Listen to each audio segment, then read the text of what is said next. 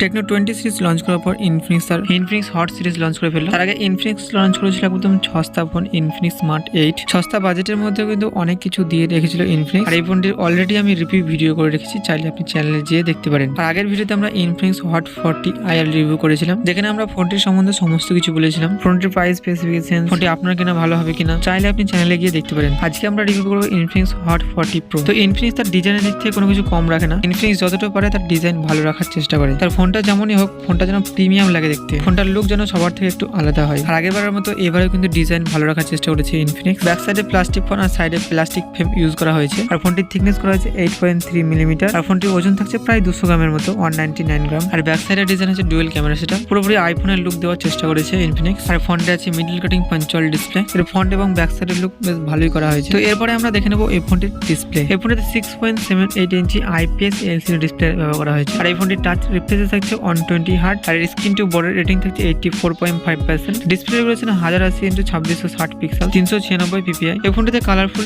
Bright display আছে। Content watch এবং gaming আপনি ভালো এক্সপিরিয়েন্স পেয়ে যাবেন। তো IPS LCD ডিসপ্লে থাকা ভিডিও কোয়ালিটি কিন্তু মোটামুটি তুলনামূলক ভালো, কিন্তু ফোনটি রোদের মধ্যে ইউজ করতে একটু সমস্যা হতে পারে। এমনিতে আপনার ফোন ইউজ করতে তেমন কোনো অসুবিধা হবে না, তবে রোদে বা একটু লাইটে আপনার একটু সমস্যা হতে পারে, অ্যাডজাস্ট করে নিতে হবে। এর চিনস এবং বেজেল দেখতে লাগছে, এর উপর দিকে ঠিকই আছে, সাইড দিকেও ঠিক আছে, কিন্তু নিচের দিকে একটু তুলনামূলক বেশি করে দিয়েছে বেজেল। তো এবারে আমরা দেখে নেবো এই ফোনটির পারফরমেন্স। অপারেটিং সিস্টেম হিসেবে ব্যবহার আছে Android 13, Foxes 13.5 এ বেস। এই ফোনটির চিপসের ব্যবহার আছে Helio G99, যেটা 6 ন্যানোমিটার ফেব্রিকেশন এ বেস। তবে আগের যে ফোনটি ছিল ইনফিনিক্স 40i, সেটা 12 ন্যানোমিটার ফেব্রিকেশন এ বেস ছিল, কিন্তু এটা 6 ন্যানোমিটার হয়। চার্জিং একটু বেশি যাবে আগের ফোনটা থেকে। এর CPU হচ্ছে 2.2 GHz আর GPU হচ্ছে Mali G57MC2। আর এই ফোনটি দুটি ভেরিয়েন্টের হচ্ছে 8GB RAM 128GB স্টোরেজ আর 8GB RAM 256GB স্টোরেজ। আর এই ফোনটির স্টোরেজ টাইপ হচ্ছে UFS 2.2। এরপরে আমরা দেখে নেবো এই ফোনটির ক্যামেরা। এই ফোনটি প্রাইমারি লেন্স হিসেবে ব্যবহার করছে 108 মেগাপিক্সেলের একটি ক্যামেরা, তার সাথে 2 মেগাপিক্সেলের থাকছে সেন্সর, আর তার সাথে থাকছে LED ফ্ল্যাশ। আর এই ফোনটিতে 2K পর্যন্ত আপনি ভিডিও রেকর্ড করতে পারবেন, আর 1080p 30fps এ। আর এই ফোনটিতে সেলফির জন্য সিঙ্গেল ক্যামেরা ব্যবহার করা হয়েছে 32 মেগাপিক্সেলের window lens, dual LED flash. আর ফোনটা ভিডিও শুট করতে পারবেন আপনি 1080p 30fps এ। আর এই ফোনটিকে পাওয়ার দেওয়ার জন্য থাকছে 5000 মিলি এম্পিয়ারের একটি ব্যাটারি। ফাস্ট চার্জিং হিসেবে থাকছে 33 ওয়াটের একটি ফাস্ট চার্জার। আর 20 থেকে 75% চার্জ হতে সময় নেবে প্রায় 35 মিনিটের মতো। আর ফোনটি থাকছে 4টি কালারের সঙ্গে। সেন্সর হিসেবে সব ধরনের সেন্সর ব্যবহার করা হচ্ছে।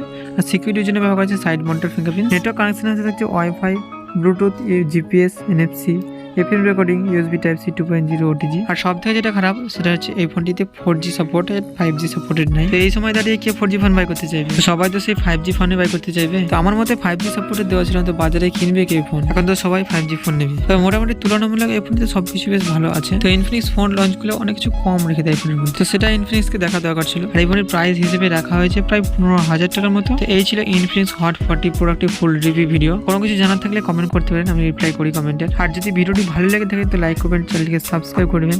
দেখা হচ্ছে এরকম নতুন কোনো ভিডিও নিয়ে। সকলে ভালো থাকবেন। আজকের মতো এতটুকুই।